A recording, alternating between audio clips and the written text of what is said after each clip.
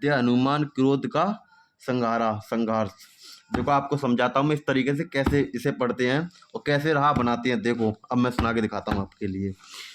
परमेश्वर कबीर जी मुनिंद ऋषि रूप ने कहा है, पवन पुत्र मैं आपको भक्ति ज्ञान करने आया हूँ। आप जिस दशरथ पुत्र रामचंद्र की पूजा पूर्ण परमाला और मान कर रहे हो आप, धोखे में हो जाओ। जो जान मनता मारता है वह पूर्ण परमात्मा नहीं हो सकता है पूर्ण परमात्मा। तो निदिनासी हो हनुमान जी ने कहा कि ऋषिवर में आपके वचनों का आदत होता हूँ। मेरी भावनाओं को चोट लगती है। आप अन्य विषय पर चर्चा करें।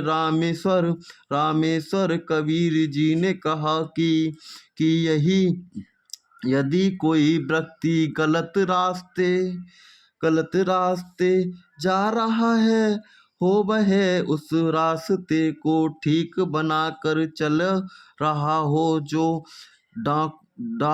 डाकुओं के डेरे में जा रहा है यदि कोई सज्जन पुरुष उसको बताए कि जिस रास्ते पर आप जा रहे हैं हो आपकी जान कथा मल को खतरा है, आगे काणुओं का डेरा है और पहले मरते हैं फिर लूटते। और यदि वह व्यक्ति कहे कि आप मेरी भावनाओं को चोटिल कर रहे हैं, यह कितना सत्य है। हनुमान जी चुप रहे परंतु मुस्कुराए मानो बह रहे हैं।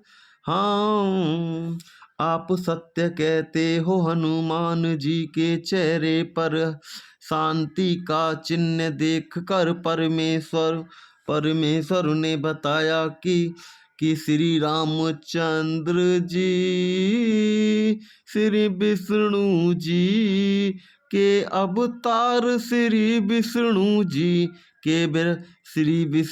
जी और श्री ब्रह्मा जी तथा श्री शिव जी का पिता काल ब्रह्मा। इसी को ज्योति निर्जन भी कहते हैं और है काल को इसकी गलती के कारण सौंप लेगा और किसी के 1,00,000 मानव शरीरधारी और प्राणियों को प्रतिदिन खाया करेगा। 1,00,000 प्रतिदिन उपदान किया करेगा, जिस कारण से उसके अपने तीनों पुत्रों को एक एक विभाग करके सभी बना रखेगा है। श्री के उसके बाद कहते हैं श्री ब्रह्मा जी के जनगुण के, जिसके प्रभाव से सर्व श्रेणी प्रतीत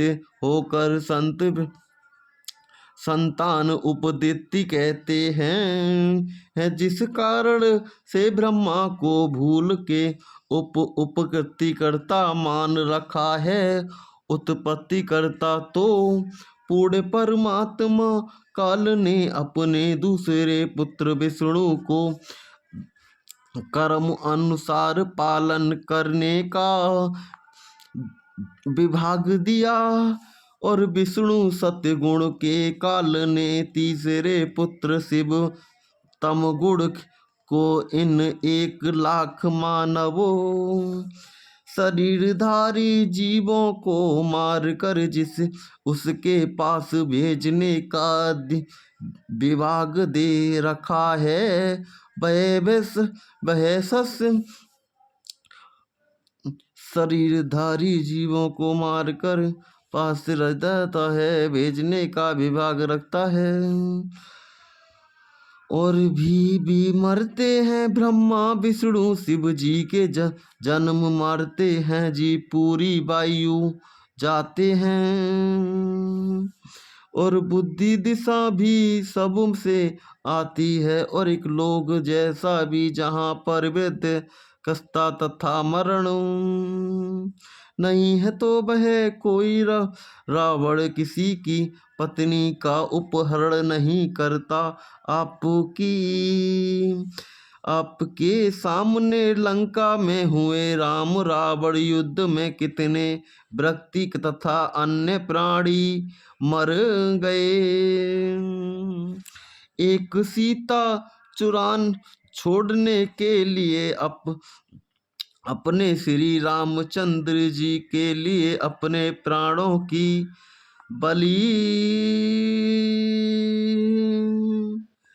बलि लगा कर लंका को जलाया। रावण का भाई आभीषण जो पाताल का राजा था, वह राम तथा लक्ष्मण का उपहरण करके ले आया था। जिनकी बलि देते वाला तथा राम बह गए और उन दोनों को जीवित लाए। और राम राम राम कहाँ है? आप लिखिए।